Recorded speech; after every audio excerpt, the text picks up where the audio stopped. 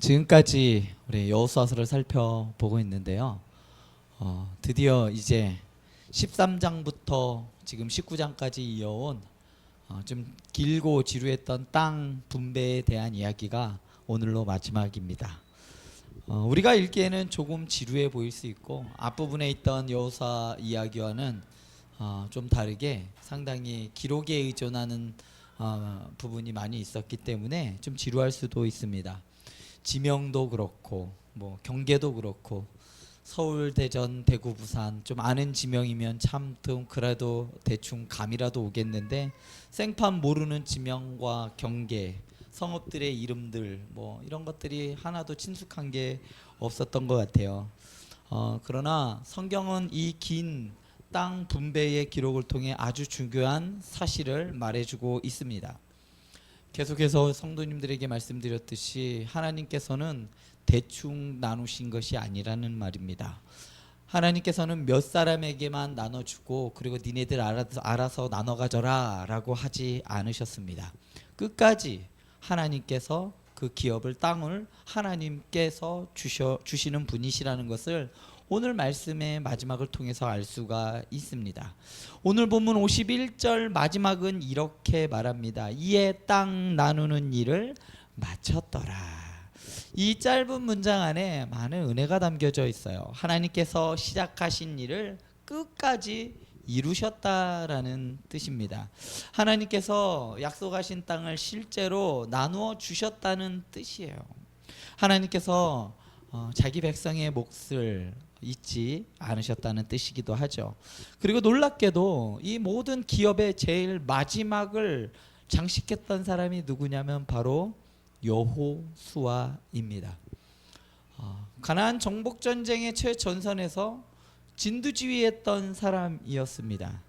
누구보다도 공이 많으면 많았지 적지는 않을 사람이었어요. 처음 정탐꾼으로 갔을 때도 그랬고 여호수아 마음속에는 항상 가나안 땅, 하나님이 주신 그 약속의 땅이 있었습니다. 누구보다도 소유하고 싶었겠고 누구보다도 갖고 싶지 않았겠어요? 하나님께서 나에게 주신 그 땅이었는데요. 우리가 갈렙의 이야기, 이 산지를 내게 주소서라고 했던 그 말은 여호수아도 그러한 마음이 없을 수가 없었어요. 그럼에도 불구하고 지도자였기 때문에 그는 그의 소유에 대한 부분을 제일 마지막으로 남겨둔 겁니다. 제일 좋은 땅을 맨 마지막에 남겼을까요? 그러진 않았을 것 같아요. 오늘 말씀을 통해 한번 살펴보았으면 좋겠습니다. 갑자기 자기 몫을 챙기지 않았던 이 땅은 내 몫이야 라고 하지 않았고 제일 마지막에 받았다는 것, 이것이 오늘 설교 말씀의 핵심이기도 합니다. 하나님은 먼저 받은 사람만의 하나님이 아니라 마지막까지도 기다리시는 하나님이시라는 거죠. 하나님은 큰 지파만 기억하시는 것이 아니라 일개 한 사람의 몫까지도 기억하셨다라는 겁니다. 그래서 끝까지 하나님께서는 그의 기업을 주시는 분이신데 이것이 단지 가나안 땅의 분배만 국한된 것이 아니라 현대를 살아가고 있는 우리에게도 아무리 별 볼 일 없는 아주 작은 사람이라 할지라도 하나님께서는 그 사람의 기업의 몫을 기억하고 계시다는 것, 이것이 우리에게 위로의 말씀이 아닌가 싶습니다. 하나님께서는 첫 번째로 아무도 한 사람도 빠뜨리시지 않는다는 것을 오늘 말씀을 통해 알 수 있습니다. 아까도 말씀드렸듯이 19장은 오늘 읽은 19장은 땅 분배의 마지막 장면을 보여줍니다. 시므온과 스불론과 이사갈과 아셀과 납달리 단 지파가 차례차례 기업을 받아요. 그리고 제일 마지막에 여호수아도 기업을 받습니다. 그래서 49절 오늘 읽은 말씀은 이렇게 시작해요. 이스라엘 자손이 그들의 경계를 따라 기업의 땅 나누기를 마치고. 이것은 하나님의 신실하심에 대한 증언입니다. 하나님께서 신실하시다라는 것은 절대로 변치 않는다는 거예요. 어떤 게 약속이 절대로 변치 않으신다라는 말을 할 때 신실하시다라고 이야기합니다. 하나님의 이 신실하심이 우리가 하나님을 섬기는데 믿는데 아주 결정적으로 중요한 역할을 해요. 하나님께서 요 때는 요렇게 저 때는 저렇게 상황에 따라 계속 바뀐다고 하면 믿을 수가 있을까요? 믿지 못할 거예요. 그런데 하나님께서는 그 약속을 끝까지 지키시기 때문에 우리는 하나님을 믿을 만하다라고 할 수 있는 것이죠. 하나님께서 아브라함에게 이렇게 약속하셨습니다. 내가 이 땅을 네 자손에게 주리라. 아브라함이 밟았던 그 가나안 땅이었어요. 고센 땅, 아브라함이 고센을 지나 이렇게 탁 하란에서부터 탁 돌아왔을 때에 가나안 땅에 입성했을 때에 아브라함의 땅은 한 평도 없었습니다. 그때 하나님께서 아브라함에게 약속한 게 이 땅을 너희 자손에게 줄게. 그 약속은 바로 이루어지지 않았습니다. 아브라함 때에 이루어지지 않았어요. 아브라함은 겨우겨우에서 막벨라 굴, 그냥 묻힐 수 있는 겨우겨우 작은 그 조그만 땅 그거 하나 받았습니다. 그 약속이 이루어지기까지 정말 오랜 기간이 지났어요. 그 사이에는 애굽에서의 200년간의 종살이도 있었고 광야에서의 40년 동안의 방황도 있었고 불순종과 원망도 있었습니다. 전쟁과 두려움도 있었어요. 그런데 그 수많은 아주 별의별 일, 소위 말해서 스펙타클한 일들이 그 사이에 많이 있었는데도요, 하나님께서는 약속을 잊지 않으셨더라고요. 마침내 하나님께서 아브라함에게 약속하신 그 약속대로 각 지파에게 땅을 나누어 주셨습니다. 특별히 여호수아의 기업이 마지막에 기록된 것은 좀 감동을 주기 위해서가 아니라 갈렙의 이야기와 함께 이 땅 분배가 그 사이에 껴 있어요. 땅 분배를 시작할 때 갈렙의 이야기가 시작됩니다. 그리고 12지파에 대한 땅 분배가 딱 이루어져요. 그리고 제일 마지막에 여호수아의 땅 분배가 이루어져요. 이 땅 분배의 사건이 얼마큼 중요한지, 이 땅 분배를 갈렙으로 시작해서 여호수아로 마쳤다는 건 상당히 큰 의미가 있는 겁니다. 이 이스라엘의 이 땅 분배의 그 가장 핵심적이면서도 중요한 역할을 했던 사람들은 여호수아와 갈렙이었다는 겁니다. 그들의 신앙, 그들의 믿음, 그러한 믿음으로 인해서 나머지 지파들이 그 땅을 소유했다는 겁니다. 갈렙의 이야기로 시작된 서쪽 요단 쪽의 땅 분배가 여호수아의 기업으로 마무리되면서 이는 민수기 13장 14장에서 믿음의 보고를 했던 여호수아와 갈렙의 그 정탐꾼의 이야기를, 그 보고를 했던 두 사람에게 하나님의 약속을 이루어 주셨다라는 것을 보여주는 겁니다. 이것이 중요합니다. 성경은 우리에게 말해요. 하나님께서는 약속하신 것을 잊지 않으신다. 하나님은 믿음으로 기다리는 사람을 지나치지 않는다라고 말합니다. 그리고 그의 백성의 몫을 끝까지 책임진다라고 오늘 말씀은 말하고 있습니다. 성도님들은 요즘 어떤 영역에서 이런 생각을 갖고 계십니까? 나의 몫은 과연 어디 있을까? 나만 좀 늦어진 건 아닌가? 왜 나는 아직도 이렇게 이 자리에 그냥 있을까? 그런 많은 문제들, 우리 성도님들과 밀접한 문제들이 있죠. 가정의 문제, 자녀의 문제, 건강의 문제, 사역이나 경제적인 문제 등 이런 많은 문제들이 우리를 발목을 붙잡는 것 같아요. 그런데 오늘 본문 말씀은 이렇게 말합니다. 하나님의 땅 분배에는 빠짐이 없단다. 하나님의 시간에는 실수가 없습니다. 하나님의 손에는 내 목도 하나님의 손에 있다는 겁니다. 우리 성도님들은 하나님은 우리 성도님들을 잊지 않으셨습니다. 이 말씀이 정말 우리 성도님들에게 위로가 되었으면 좋겠어요. 사람은 기억하지 못해도 하나님은 기억하십니다. 사람이 알아주지 않아도 하나님은 아셔요. 그리고 사람들은 그냥 무심결에 그냥 지나칠 수도 있습니다. 그렇지만 하나님께서는 멈추어 보시는 분이십니다. 두 번째로 하나님께서는 비교가 아니라 은혜를 나누어 줍니다. 우리는 땅을 분배하면 야, 누가 제일 많이 받았나 보자, 누가 제일 좋은 땅을 받았나 보자 이러지만 하나님께서는 좀 달라요. 오늘 51절을 보면 땅 분배가 어디에서 이루어졌는지 보여주고 있습니다. 51절에 보면요, 실로에 있는 회막문 여호와 앞에서 제비 뽑아 나눈 기업이 이러하니라. 땅 분배는 단순히 정치적인 회의, 화합 이런 계약과 뭐 이런 것들로 이루어진 것이 아니라 힘센 지파가 내가 공이 이만큼 더 있어, 공이 많은 지파가 더 가져가는 것이 아니었습니다. 소위 말해서 뭐 떼법이라고 하는 목소리 큰 사람이 최고야 라고 해서 목소리 큰 사람에게 더 좋은 땅을 차지하는 일이 있었지 않았습니다. 어디에서 이러냐? 실로, 회막문, 여호와 앞에서 이루어졌다는 겁니다. 땅 분배가 거기서 이루어졌다. 다시 말해서 이 땅 분배를 해 주신 분이 누구냐? 사람들이 제비 뽑았지만 그 땅 분배를 해 주신 분은 하나님이라는 뜻이에요. 실로와 회막, 제비 뽑기, 여호와 앞이라는 이러한 표현을 통해서 땅 분배가 단순한 지리적인 절차가 아니라 하나님의 임재 앞에서 이루어진 신앙적인 사건이라는 거죠. 또한 하나님께서 이스라엘 모든 지파에게 필요를 공급하시는 공평한 질서를 세우셨다라고 말합니다. 이 말은 우리에게 아주 큰 위로를 줘요. 우리의 인생의 몫은 사람의 평가로 결정되지 않는다는 이야기입니다. 우리의 인생의 자리는 세상의 기준으로 정해지지 않아요. 하나님의 기준으로 정해졌다는 겁니다. 인생의 복은 남과 비교해서 얼만큼 더 많이 가지고 있느냐, 얼만큼 더 누리고 있느냐라는 것으로 그 사람의 가치를 평가하지만 하나님은 아니래요. 내가 준 자리야. 내가 준 자리에서 과연 그것을 감당하느냐 안 하느냐에 따라서 하나님의 평가는 달라진다라는 겁니다.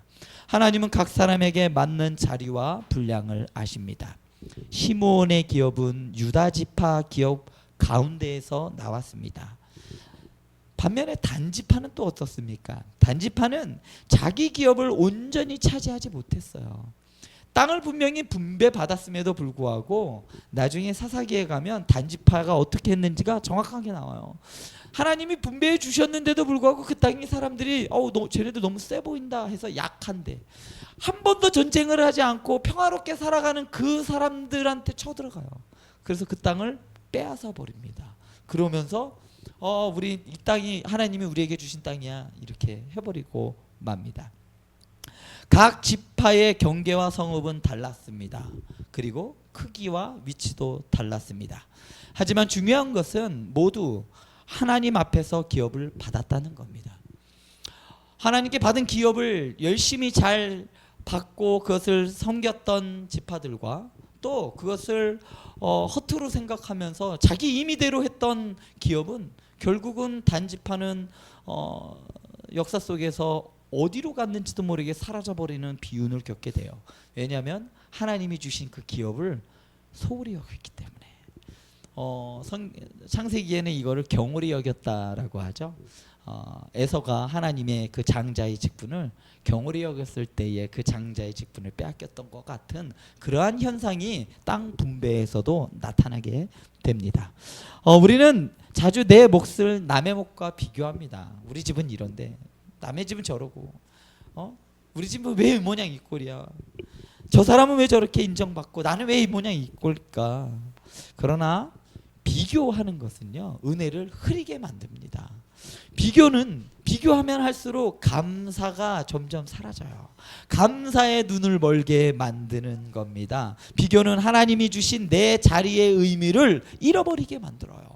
하나님께서는 더 많이 가졌느냐 적었느냐로 하나님께서는 판단하지 않아요. 하나님께서는 그 사람에게 맞게끔 줘요. 믿음은 남의 땅을 부러워하는 것이 아닙니다. 믿음은 하나님이 내게 주신 땅을 알아보는 것이 믿음이에요. 믿음은 남의 몫을 탐내는 것이 아니라 믿음은 내게 맡기신 자리를 거룩하게 가꾸어 나가는 것이 믿음이라는 겁니다. 우리가 자주 놓치는 것이 있어요. 하나님의 은혜는 모든 사람에게 똑같은 모양으로 오지 않는다는 겁니다. 예수님께서 비유하셨죠. 10달란트 맡긴 사람과 30달란트 맡긴 사람, 5달란트 맡긴 사람이 있어요. 각각의 불공평하지 않나요? 예수님 똑같이 주셔야죠. 누구는 하나 주고 누구는 둘 주고 누구는 5 주면 어떡해요 하나님? 예수님 그건 얘기가 잘못됐어요. 그런데 누구나 다 똑같이 그렇게 해주시진 않아요. 나중에 한번 설교를 하려고 했었는데 하나님께서는 우리가 보기에는 불공평합니다. 누구는 왜 저런 환경에서 주고, 누구는 왜 날 때부터 장애를 갖고 태어나고, 누구는 날 때부터 대기업의 이재용 아들로 태어나고, 불공평하죠. 그런데 하나님은 공평하신 하나님이에요. 왜 공평하실까요? 땅 분배를 다 해주셨는데 누구는 더 크고 누구는 두 배를 주고 다 다르잖아요. 사람들은 하나님 이건 불공평해요, 이렇게 해주시면 안 되잖아요. 그런데 어떻게 하나님이 공평하신 하나님이에요? 하나님의 기준이 도대체 뭡니까? 라고 할 수가 있어요. 그런데 아주 놀라운 것은 하나님께서는 누구에게 얼만큼 줬는지 정확하게 알고 계시다는 거예요. 적게 맡긴 사람에게는 적게 요구하실 거예요. 많이 맡긴 자에게는 많이 요구하십니다. 이게 공평함입니다. 너무나도 삶이 힘든 사람이 있어요. 그 사람에게 하나님이 10달란트를 요구할까요? 아니에요. 갖고 있는 것에 2배를 원하시는 거예요. 1달란트 갖고 있는 사람에게 2달란트 원하세요. 10달란트 아니에요. 어떤 사람은 1달란트도 아니에요. 반달란트 갖고 있는 사람도 있습니다. 태어나면서부터 뇌성마비를 갖고 있는 사람에게 어떻게 정상적인 사람들과 똑같은 것을 하나님께서 요구하시겠냐는 거예요. 그런데 하나님께서는 그걸 아세요. 내가 너에게 반달란트 줬어. 그럼 어떻게 하면 될까요? 그것만 남기면 되는 거예요. 그래서 하나님은 공평하신 하나님이에요. 오늘 말씀에서도 똑같습니다. 다른 사람과 비교하면 하나님은 불공평해 보여요. 그런데 하나님은 정확하게 알고 계시다는 거예요. 내게 얼만큼 주셨는지, 내가 그것을 내 위치에서 어떻게 하는지 정확하게 아시기 때문에 하나님의 그 약속을 우리는 믿고 신실하게 살아가도 되는 겁니다. 어떤 사람에게는 내가 받은 것이 작은 성업일 수도 있습니다. 어떤 사람에게는 아직 땅을 받지 못한 사람들도 있어요.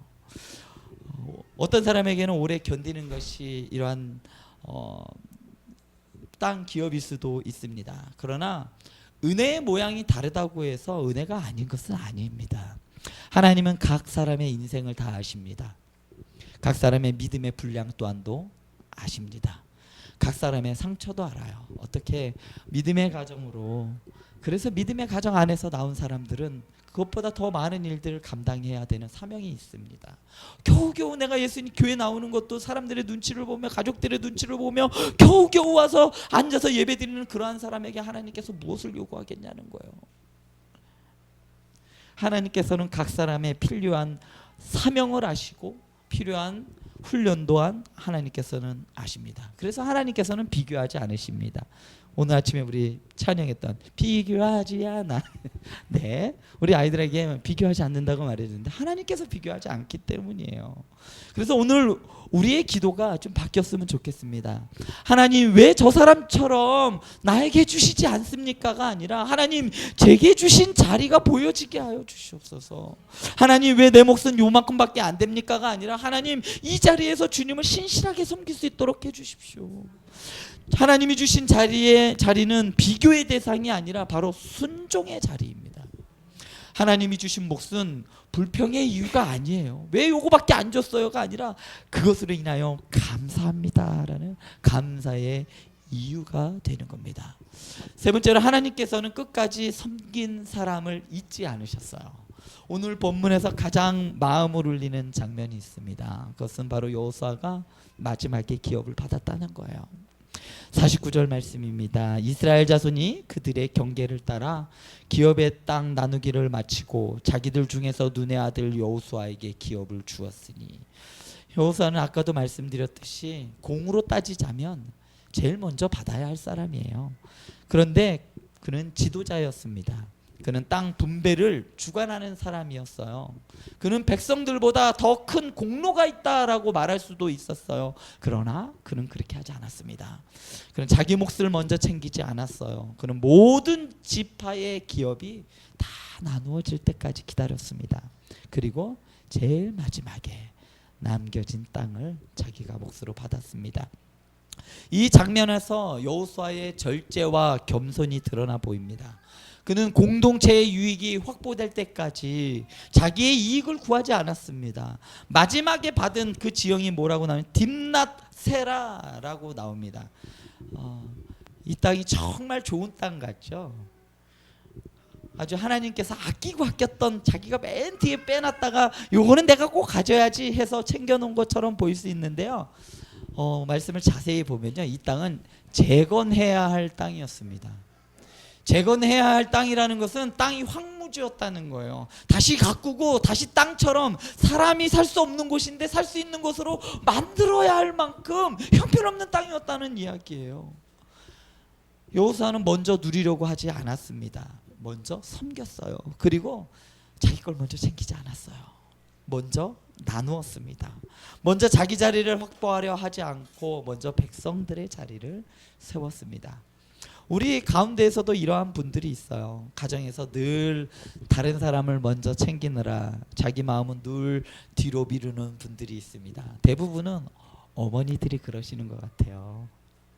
자녀들을 세우느라, 남편을 세우느라 자기는 뒤에 있고, 자기 이름으로도 불리지 않고 누구누구 엄마, 누구누구 아빠 이렇게 불리는, 대부분 누구누구 엄마로 불리는 가정이라는 이름 뒤에 그냥 섬기는 사람으로 있는 우리 어머니들이 대부분 이러한 역할을 하시는 분들이 아닌가 싶습니다. 그런데 이러한 분들이 교회에도 있습니다. 교회에서 묵묵히 섬기느라 자기의 수고는 드러내지 않는 성도님들이 있습니다. 자기 몫은 늘 뒤로 밀리는 분들이죠. 겉으로는 괜찮아요, 괜찮습니다 라고 하지만 사실은 그 마음에는 항상 상처가 있어요. 내가 없다는 거, 내가 없다는 거, 그게 참 마음이 많이 무거운 것 같아요. 한편으로는 하나님께, 하나님 저는요, 하나님 제 마음은 도대체 누가 알아줘요? 저는 아이들의 마음도 알아줘야 되고 남편의 마음도 알아줘야 되면, 그러면 내 마음은 누가 알아줘요? 하나님 저도 지쳤습니다. 저도 위로받고 싶고 저도 이해받고 싶습니다. 그러한 분들에게, 우리 어머니들에게 하나님께서 말씀하십니다. 나는 너를 잊지 않았다. 네가 뒤에서 흘린 눈물을 내가 보았다. 네가 감당해온 섬김을 내가 알고 있어. 너의 몫도 내가 그래서 내가 갖고 있단다. 여호수아가 마지막에 기업을 받았다는 것은 단순히 지도자에게 포상이 주어졌다는 이야기, 이 수준이 아닙니다. 이것은 하나님께서 하나님을 섬기는 사람들의 그 몫을 잊지 않으셨다라는 복음적인 위로가 여기에 담겨져 있습니다. 사람은 앞에 선 사람만 보여요. 앞에서 일하는 사람만 보입니다. 그렇지만 하나님께서는 뒤에서 섬긴 사람도 보고 계십니다. 사람들은 때때로 결과만 보입니다. 이래서 이런 일이 생겨졌어. 이분 정말 열심히 했어. 최고입니다 라고 해요. 그렇지만 하나님께서는 그 과정 속에 어떤 사람들의 희생이 있었는지 그 과정 속에 있는 눈물도 보시는 분이십니다. 사람은 대부분 말 잘하는 사람을 기억해요. 앞에서 이렇게 합시다, 저렇게 합시다, 내가 주도했어요, 그러한 사람들을 잘 기억합니다. 그렇지만 하나님께서는 무너져도 다시 일어난 시간들을 기억하고 계십니다. 그러므로 우리 성도님들 낙심하지 마십시오. 하나님께서는 우리 성도님들의 섬김을 잊지 않으십니다. 하나님은 성도님들의 눈물을 땅에 그냥 떨어뜨리지 않으시는 분이에요.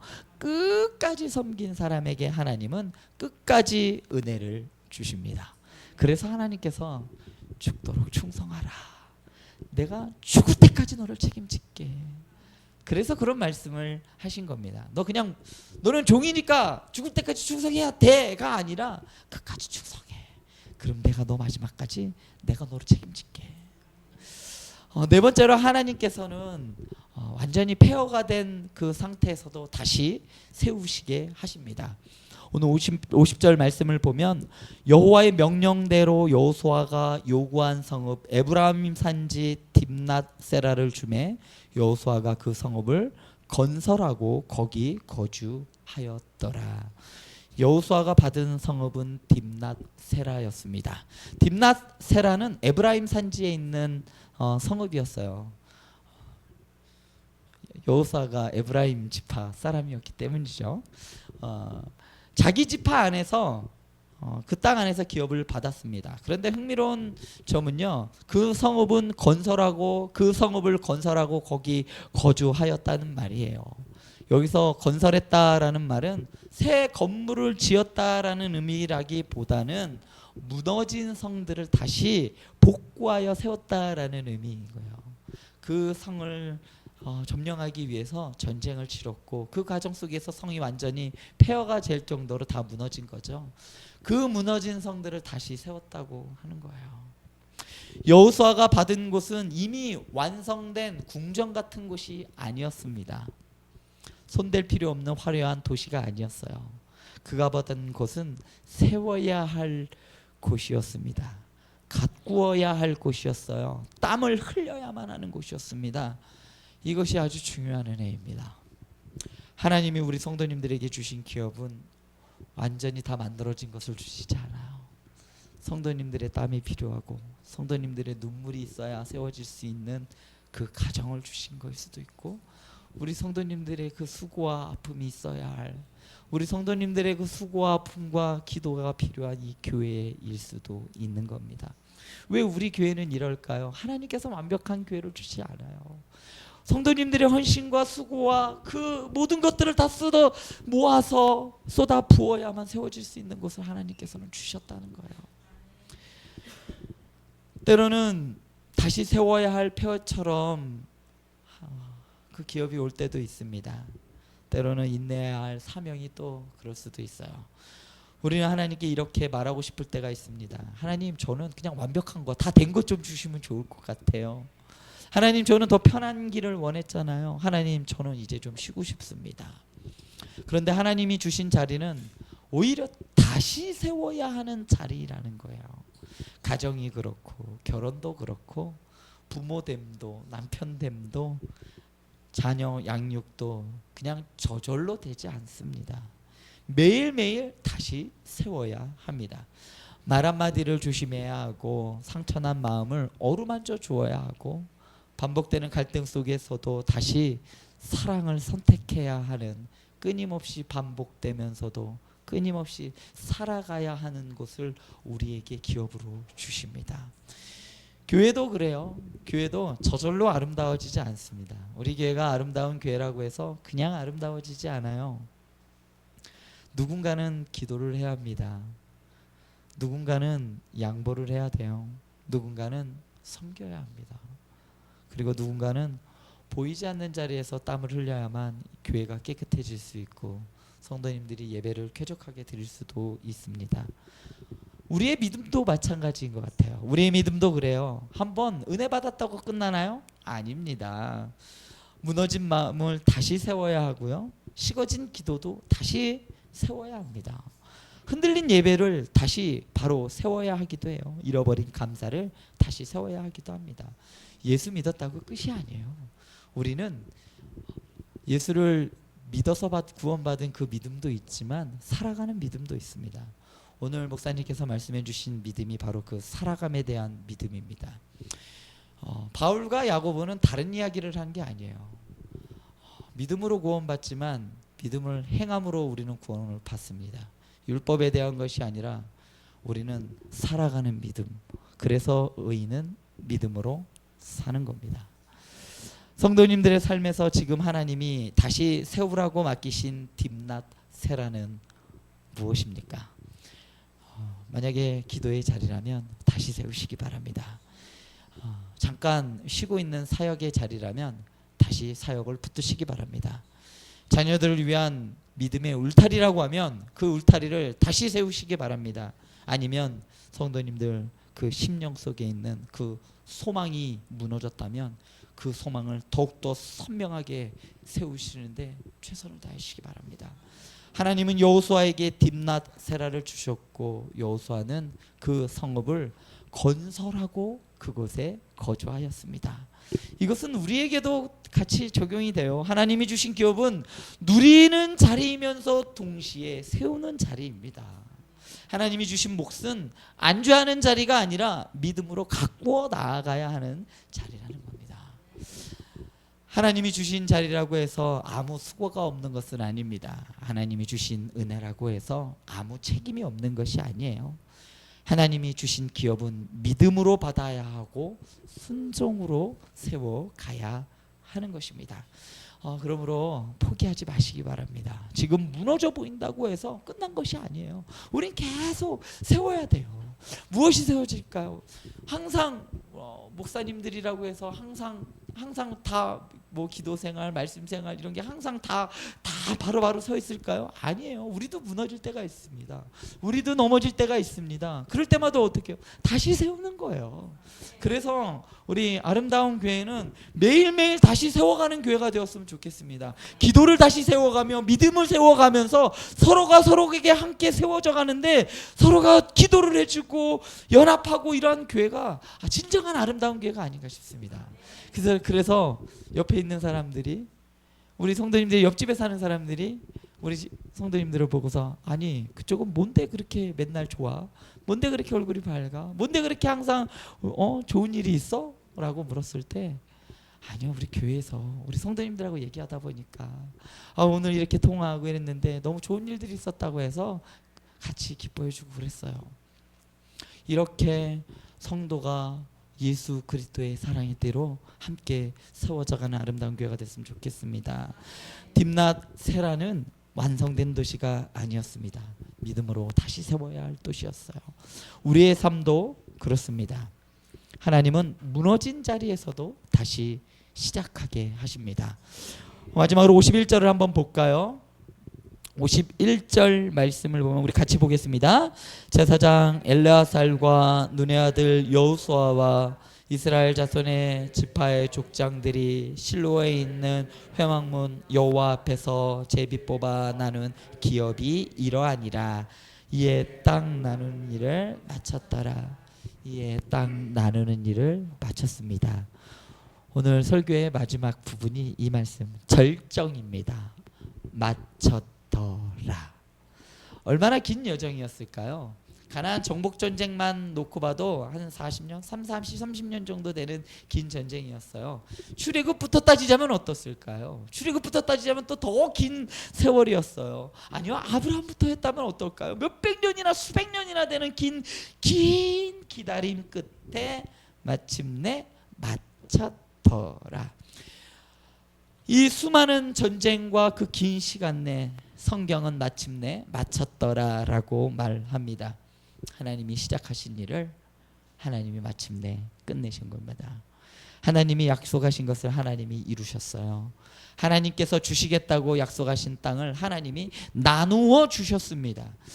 여호수아서 19장 51절은 14장부터 시작된 그 요단 땅의 분배, 그것들을 전체를 다 마무리하는 결론 부분입니다. 그러면서 엘르아살과 여호수아 그리고 지파의 족장들이 하나님 앞에서 이 모든 과정들을 감당했음을 보여주고 있습니다. 우리 하나님은 중간에 그만두시는 분이 아닙니다. 하나님은 시작만 하시고 방치하시는 분도 아닙니다. 부리기만 하시고 내버려 두시는 분도 아니에요. 약속만 하시고 하든지 말든지 그냥 잊어버리고 마시는 분도 아니에요. 하나님께서는 마치시는 분이에요. 하나님은 완성하시는 분이십니다. 그리고 끝까지 이끄시는 분이에요. 그러나 우리가 기억해야 할 것은 여호수아 19장의 완성은 우리의 삶에서 이렇게 완성된다는 것이 아닙니다. 가나안 땅을 받았지만 이스라엘 백성들은 어땠을까요? 그들은 한 세대, 딱 한 세대 만에 하나님을 잃어버렸습니다. 여전히 순종해야 할 부분들이 있었고 이스라엘 백성들이 여전히 그 땅에서 치열하게 싸워야 할 부분들이 있었습니다. 기업을 받았지만 그 땅을 믿음으로 살아내야 했어요. 경계를 받았지만 그 안에서 하나님의 백성들답게 살아가야 했습니다. 그렇지만 그들은 그렇게 하지 못했어요. 결국은 이스라엘 백성들의 가나안 땅 정복 전쟁 그리고 그 사건은 실패하고 말아요. 이렇게 하면 땅을 주면 성공할 것 같지만 성공하지 못합니다. 그래서 하나님께서 또 다른 하나님의 백성들과 그리고 하나님의 나라를 준비해 주고 계시는 거죠. 그래서 구약의 이러한 땅 이야기는 그냥 이것이 목표가 아닙니다. 하나님께서 무엇을 원하시나? 하나님의 백성들과 함께 거하시기를 원하신다는 거예요. 그러기 위해서 가나안 땅에 들어가서 너희들은 나만 섬겨. 그래서 예배하는 백성이요 하나님을 섬기는 백성, 거룩한 제사장으로 불러주셨는데도 불구하고 그들이 거기서 하나님을 잃어버리고 맙니다. 그래서 하나님께서는 다시 시작하셨어요. 예수님을 통해서. 예수님께서 다시 이 땅에 오셔서 하나님의 임재와 통치를 다시 드러내 보이시게 만들었습니다. 참된 성전과 예배의 완성을 위해 예수 그리스도께서 오신 거예요. 여호수아가 백성들에게 기업을 나누어 주고 마지막에 자기 기업을 받지 못한 지도자였다면 우리에게는 더 크신 여호수아가 있어요. 히브리어 이름 여호수아는 바로 여호와는 구원이시다라는 뜻. 헬라어로는 바로 예수입니다. 구약의 여호수아는 백성을 가나안 땅으로 인도했지만 그보다 더 크신 여호수아이신 예수 그리스도께서는 우리를 영원한 하나님의 나라 그것까지 인도해 주시고 그 길로 가는 길을 영원한 기업으로 우리에게 주셨다라는 겁니다. 구약의 여호수아는 마지막에 기업을 받았지요. 그렇지만 우리 주님께서는 어땠을까요? 자기의 기업을 받지 못하셨어요. 그것까지도 마지막까지도 내려놓으시고 십자가를 지셨습니다. 예수님께서는 하늘의 영광을 가지신 분이었습니다. 그런데 우리를 부유하게 하시기 위해 가난하게 되셨습니다. 우리를 살리시기 위해 죽음의 자리로 가셨어요. 우리를 하나님의 나라의 상속자로 세우시기 위해서 십자가에서 버림을 받으셨습니다. 그러므로 우리는 알 수가 있습니다. 하나님이 내게 주신 최종의 기업은 이 땅의 자리만이 아니다. 내게 주신 기업은 이것도 있지만 장차에서 하나님의 나라의 기업도 나에게 주셨다는 거예요. 우리의 참 기업은 바로 하나님이에요. 하나님의 나라보다 더 뚜렷한 하나님. 우리의 참 기업은 예수 그리스도 안에서 주어지신 영원한 생명입니다. 그리고 하나님의 나라예요. 그러므로 우리 성도 여러분, 지금 내 몫이 늦어 보인다고 해서 낙심하지 마세요. 내 자리가 작아 보인다고 실망하실 필요도 없어요. 내 손에 남은 것이 별로 없어. 손에 쥐고 있는 것이 별로 없다고 해서 믿음을 놓지 마시기 바랍니다. 우리 안에 예수 그리스도 안에서 우리는 이미 하나님의 자녀입니다. 그리고 예수 그리스도 안에서 우리는 하나님 나라의 상속자다라고 분명하게 말하고 있어요. 그래서 우리는 예수 그리스도 안에서 버려진 자도 아니고 기업이 없는 자도 아니에요. 하나님은 끝까지 나누어 주시는 분이라고 오늘 말씀을 배웠잖아요. 끝까지 우리를 책임지시고 끝까지 우리에게 기업을 주시는 분이십니다. 우리는 여호수아 19장의 마지막 장면을 보았어요. 땅 분배가 끝났습니다. 각 지파가 기업을 받았어요. 그리고 마지막에 여호수아가 기업을 받았습니다. 하나님은 한 명도 빠짐없이 기업을 주십니다. 하나님은 섬긴 사람을 잊어버리지 아니하시고 하나님께서는 폐허같이 완전히 무너져버린 내 인생도 다시 세우시게 하시고 하나님께서는 그 안에 약속을 끝까지 완성해 가십니다. 이 말씀은 오늘 말씀은 우리 성도님들 마음에 새겼으면 좋겠습니다. 폐허같은 내 삶도 다시 세우시는 분이시다. 하나님의 분배에는 실수가 없습니다. 그리고 하나님의 시간에는 낭비가 없어요. 하나님 왜 이렇게 늦는 거예요? 왜 아직까지도 난 이게 안 됩니까? 그 정확한 시간은 하나님이 정하세요. 우리의 생각대로라면 지금이 최적기처럼 보이지만 하나님은 아니다. 그게 아니야. 지금이야. 마치 영화 감독이 영화를 만들 때 스토리를 쫙 만들잖아요. 시작하자마자 죽겠어요. 여기서 제일 클라이막스 탁 나오고 끝나버리면 어떡해요? 아니잖아요. 영화 감독은 모든 이 스토리를 다 보고 있어요. 그리고 이 이야기가 어느 때 탁 들어가야 되는지 알고 있습니다. 내 인생의 스토리를 이어가시는 하나님께서 가장 적합한 시간에 하나님께서 그 약속을 이루시는 줄 믿습니다. 그러므로 오늘 우리가 붙들어야 할 믿음은 이거예요. 비교하지 마시고요. 감사하시기 바랍니다. 조급함보다는 좀 기다려 보시기 바랍니다. 포기가 아니라 다시 세우시기 바랍니다. 하나님께서는 우리 성도님들을 잊지 않으세요. 그리고 성도님들의 이름을 아십니다. 그리고 눈물을 하시고 계시는 자리 얼만큼 어떠한 은혜를 주었는지, 어떤 은사를 주었는지, 어떤 기업을 주었는지 하나님께서는 정확히 우리 성도님들의 몫을 알고 계십니다. 그리고 마침내 하나님께서는 말씀하실 거예요. 내가 시작한 일을 마쳤다. 너를 이 땅에 보내고 그리고 너에게 주어진 일을 내가 마쳤어. 내가 마친 것처럼 보이지만 아니요. 하나님께서 우리 성도님들에게 사명을 주시고 하나님께서 맞추시는 거예요. 그렇기 때문에 부담스러워하지 마세요. 하나님께서 마치십니다. 내가 너를 끝까지 붙들을게. 내가 너에게 줄 기업을 절대로 잊지 않았단다 라고 말씀하십니다. 오늘 오후 예배에 많이 지치고 피곤한 몸으로 오시는 우리 성도 여러분, 하나님이 나만 늦게 가는 것처럼 하셔서 마음이 좀 무거우신 분들이 있어요. 혹은 내 몫은 없는 것 같아서 속으로 마음 아파하시는 분들이 계십니까? 오늘 여호수아 19장을 한번 보시기 바랍니다. 하나님께서는 끝까지 책임져 주시고 나누어 주시고 그 일을 마치시는 분이십니다. 그러므로 다시 일어나기 바랍니다. 한 주간 한번 이 훈련 했으면 좋겠어요. 다시 세우는 훈련. 기도를 다시 세우고, 자녀를 다시 세우고, 가정을 다시 세우고, 맡겨진 사람들을 다시 사랑할 수 있게 해주세요. 저 원수 같은 사람을 사랑하게 해주세요. 저 윗집에서 쿵쾅거리고 층간소음 내는 저 사람마저도 사랑하게 해주세요. 하나님께서는 끝까지 나누어 주십니다. 그리고 하나님이 나누어 주신 그 자리에서 믿음으로 사는 복된 성도님들 되기를 바랍니다. 이 시간 우리 같이 오늘 말씀을 기억하면서 기도했으면 좋겠습니다. 하나님께서 내 몫을 나누어 주신 걸 믿습니다. 하나님께서 시작하시고 하나님께서 끝내시는 줄 믿습니다.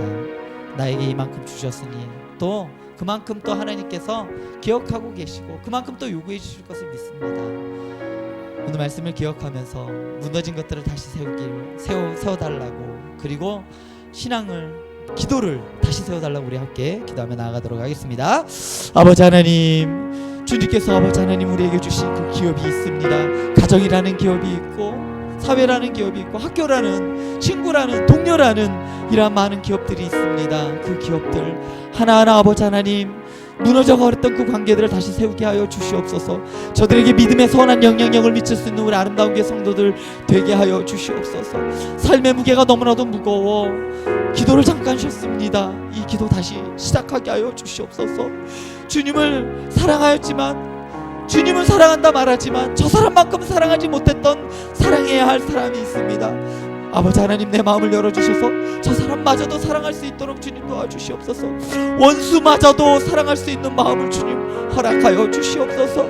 가정에서 내 자리는 없는 것처럼 보입니다. 내 기업이 없는 것처럼 보여요. 그렇지만 그 가운데서도 나에게 주님께서 아버지 하나님 허락하신 그 사업과 사역과 그 은혜가 있음을 기억하게 하여 주시옵소서.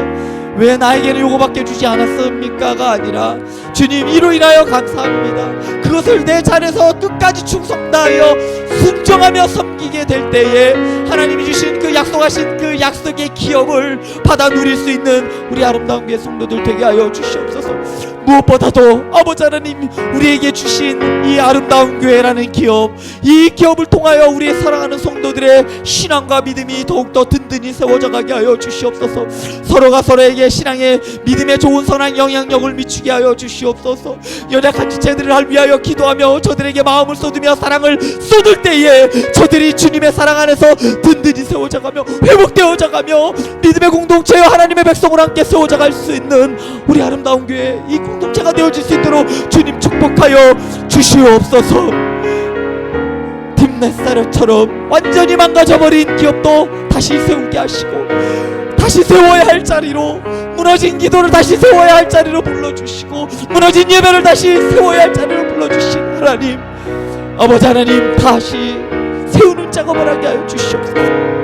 자녀들을 위하여 기도하는 작업을 다시 하게 하여 주시옵소서. 맡기신 사명을 감당하게 하여 주시고, 사람들의 시선을 보는 것이 아니라 하나님의 시선을 의식하며 살아갈 수 있는 우리 되어지게 하여 주시옵소서. 고람대오의 삶, 다른 사람 다 몰라줘도 하나님이 아십니다. 우리 주님만 알아주시면 됩니다. 내가 주님을 사랑함으로 이 모든 것들을 감당합니다. 주님만 바라보며 감사하며 살아갈 수 있는 감사가 넘치는 우리 아름다운 교회가 될 수 있도록 주님 인도하여 주시옵소서.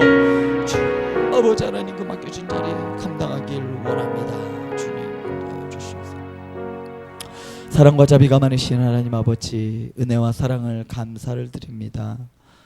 오늘 우리에게 주신 그 은혜의 자리를 믿음으로 받게 하여 주시옵소서.